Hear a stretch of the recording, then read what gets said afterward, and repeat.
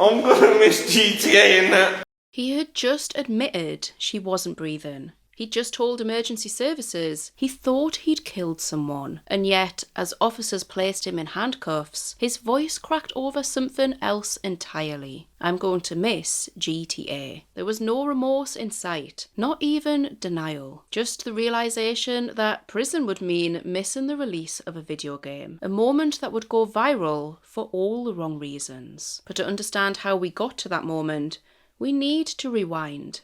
On the morning of the 30th of May 2025, in Abingdon, Oxfordshire, 35-year-old Robert Richens called 999, saying that they had argued and that he may have blacked out. Thames Valley Police, what's emergency?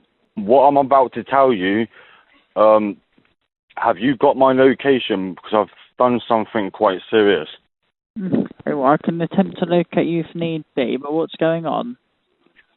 You're not going to believe this, and I think I accidentally killed someone. You think you've accidentally killed someone? Okay. Okay, talk me through what's happened. She's not moving. Okay, what's your name for me? It's Robert Richens, and I'm then being honest because I'm ashamed of what I've done. I did not mean to kill this person. I did not mean to do it. Police met Robert in Abbey Gardens, just a 10-minute walk from the victim's home. Are you just calling this in to get us here, or is there a body we need to go and look for? There is. Where is it? At hers. At hers. Her house. Where's her house? I need to speak to my solicitor. Can you please use that on me? I handed myself in on purpose. Right, but we need to know where is she? where she is. Yeah. Right. Robert, you're under arrest for murder, okay? You do not have to say anything, but it may harm your defence if you do not mention when questioned something you later rely on in court. Anything you do say may be given in evidence, okay? That's to protect vulnerable people and for a prompt and effective investigation. That is because you have called in today saying that you have found a dead body and you believe you've done it, okay? Do you understand? Yeah. No. Paramedics arrived at the home of 40-year-old Rachel Vaughan, where they found her unresponsive, and despite attempts to save her, she was tragically pronounced dead at the scene. Then we'll sit down, okay? Yeah, I'm gonna miss GTA in that. You're right, switch sides around. Yeah. Do the other side, yes, that's all right. Thank you. Which GTA? What are you talking about, Robert? 6. Oh, you got ages for that. I'm gonna get life. So I've got Robert Richens, on the 30th of May, 2025, said the following. I accidentally killed her. At least I admitted to it. I'm going to miss GTA. I'm going to get life. I can't get it out of my head. I could have went on the run. Her injuries inside that home told a very different story to the accident that Robert had claimed. But before we get to that night, let's try to understand the two people at the centre of it. Robert Richens' early life was marked by instability, abuse, neglect and abandonment. He struggled with learning disabilities and emotional dysregulation, challenges that followed him into adulthood. But as he got older, this chaos didn't fade away, it only escalated. As the years went on, arrests began to follow. There was violence, criminal damage, weapons offences, and theft. When Robert was 20 years old, he broke into a student home. The occupants had gone out at 10 p.m, and when they returned at 2 a.m, their laptops were gone. Police traced Robert and found the missing laptops in his bedroom. And in court over the stolen laptops, Robert admitted to a further 10 thefts spanning over 6 months. Thefts that he asked to be taken into consideration. During that period, he was reportedly spending up to £1,000 a week on weed, something he later said was his way of coping with the past. For these thefts, the judge sentenced him to 2.5 years in prison, warning him that if he continued down this path, he would spend much of his life behind bars. It was a warning that would later prove devastatingly accurate.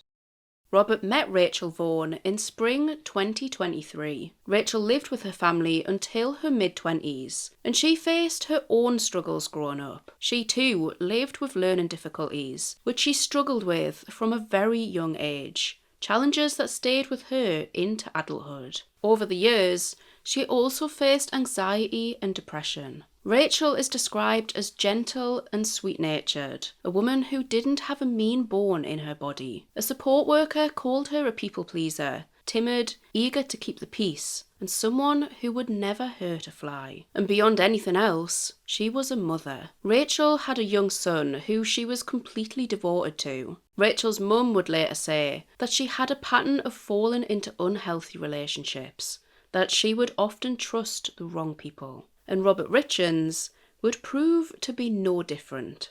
Their relationship was volatile from very early on. Rachel made regular reports to police regarding Robert's behaviour, including just months into their relationship. He broke her nose. He would trash her flat in jealous rages, accusing her of cheating.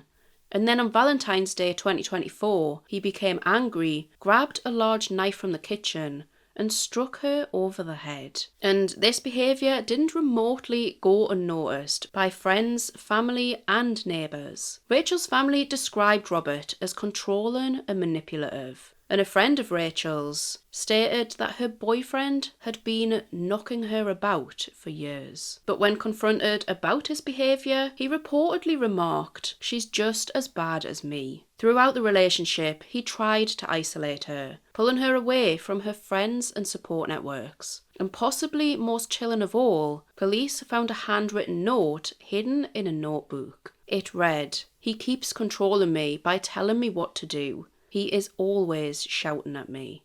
In fact, just days before her murder, she sought refuge from Robert's behaviour. But this only angered him more. Rachel stayed with a friend named Ben Weber, and as the days went by, his rage only grew. As his anger escalated, Robert sent a voicemail to Ben saying, "You better watch your back because I have money. I'm not scared of nothing. If you do anything to my girlfriend, you better watch your effing back." And this voicemail was coming from the very man who went on to brutally kill his girlfriend. Prosecutors said that this was the start of his intense fury.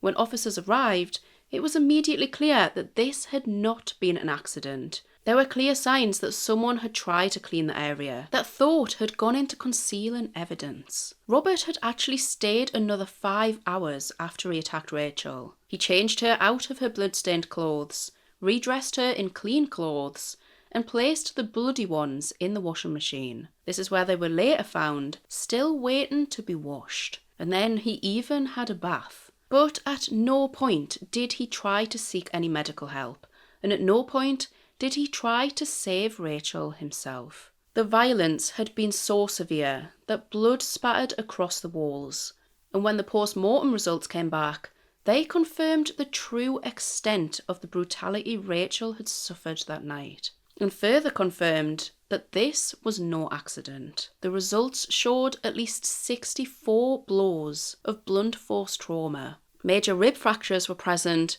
which were believed to have been sustained after Rachel's death. And there was also evidence of a traumatic brain injury. And there was even cuts from a serrated knife.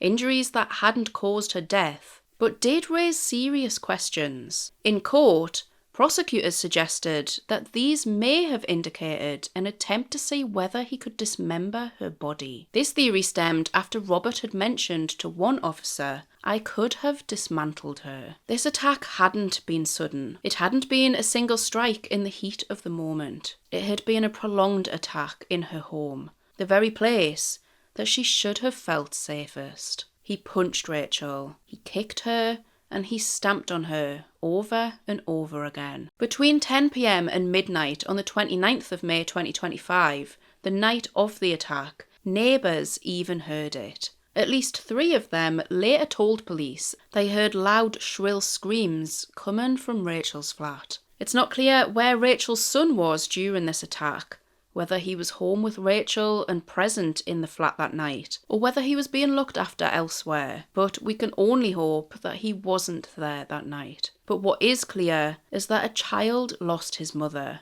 and that loss will last far beyond the courtroom. Months later, on the 12th of December 2025, Robert stood in court and pleaded guilty to murder, heard further allegations of SA and violence, dating back to September 2024. And as these were read out, Robert reportedly just shook his head. His defence offered mitigation, who said, "This man is reactive rather than calculated. He suffers from significant low intellect. These factors profoundly affect his ability to regulate his behaviour." But for Rachel's family, none of that changed what happened. Her mother also addressed the court. "My daughter's brutal murder left me heartbroken. Rachel was viciously taken from us. Her injuries were so severe. Nobody should have to say goodbye holding a cold hand. The suffering Rachel endured in her final hours did not end on the 30th of May 2025. It continued every day. We remember her in her happy times."